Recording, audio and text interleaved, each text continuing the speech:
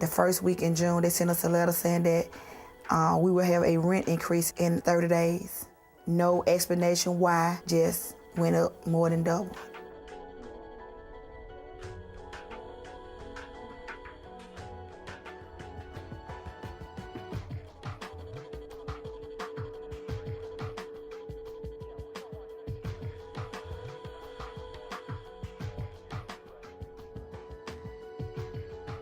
All of a sudden, they all got letters in June saying their rent was going up, and it wasn't going up $10 or $20 a bedroom, it was going up 2 or 3 times what it had been. None of us could afford to have our rent more than doubled.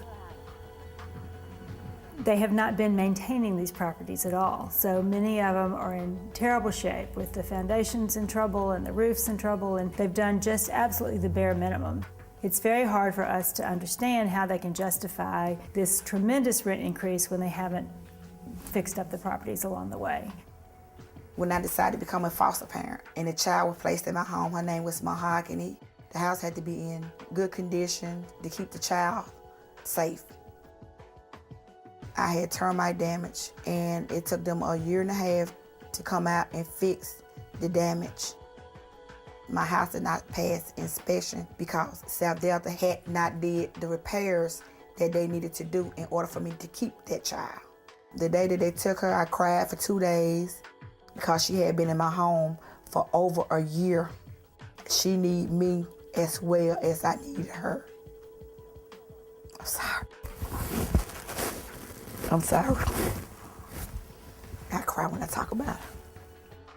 We gathered as many tenants as wanted to come and talked to them about what their choices were.